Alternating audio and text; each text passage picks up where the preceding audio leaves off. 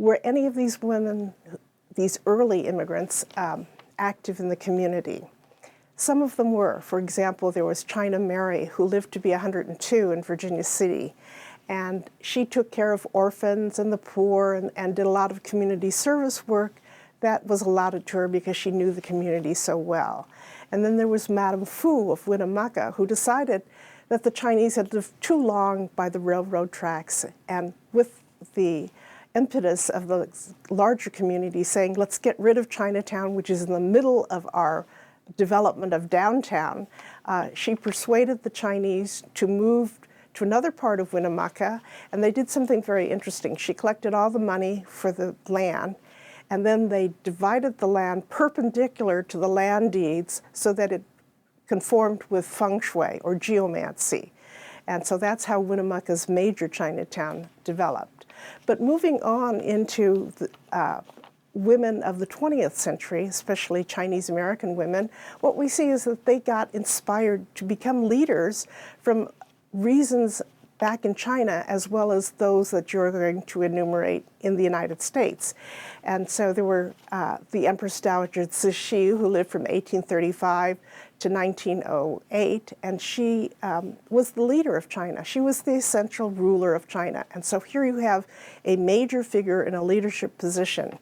And then after that, in the early 1900s to 1920s, you have the emergence of what I call the Song sisters. There were three of them, but the first one, Madame Sun Yat-sen, was of course the wife of the first president of the Republic of China, which was established in 1911. And her sister, Madame Chiang Kai-shek, was then the next major female leader of China. And in that period of 1900 to 1930, women began to express a need for rights and equality, partially because American missionaries had taught them these kinds of things that in China could take hold, and in the United States, women were still downtrodden, you might say, and did not have equal rights. And so it's not going to be surprising that in 1950, the Chinese women will have more equal rights than American women in the United States.